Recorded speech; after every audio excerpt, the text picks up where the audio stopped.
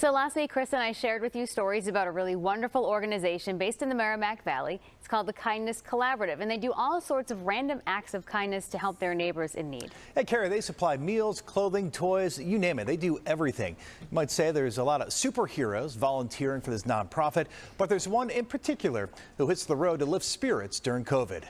Whoa, it's Batman! When Batman arrives, it's a tough call as to who's more excited. You can't imagine driving around the corner of a school and having all these kids screaming as you pull up. It's an amazing feeling. It really is. Jeff Stewart has a full Batman costume and drives the Batmobile, a modified Polaris slingshot motorcycle around the Merrimack Valley, while spreading joy.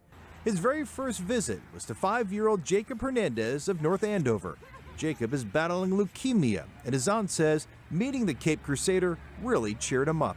He was like, oh, these people don't know me and they really came to see me, especially Batman. And I'm like, you know, you were actually a really good boy taking all those chemos. So we wrote him a special letter and begging him to come, and he came. Batman is part of the Kindness Collaborative. The nonprofit works across the Merrimack Valley to help others one kind act at a time. There are thousands of volunteers, none though more visible than Batman.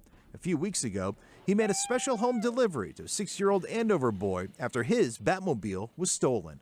Never in my wildest dreams, thought that Batman would bring a new Batmobile for my kindergartner. Batman proving a little kindness can go a long way, especially during a pandemic.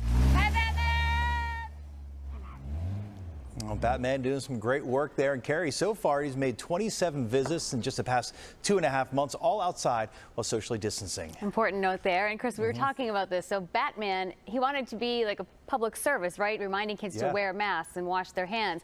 But he read the room and he knew this had to evolve. Yeah, pretty smart of him. He found that kids just want to escape for a few minutes. You know, they don't want to be reminded of the pandemic. They just want to be happy. Kids being kids, they're getting that at school, they're getting it at home. They just want to enjoy Batman hang with Batman and have fun. Indeed. You can't blame them. Nope. Good work. Doing great work there.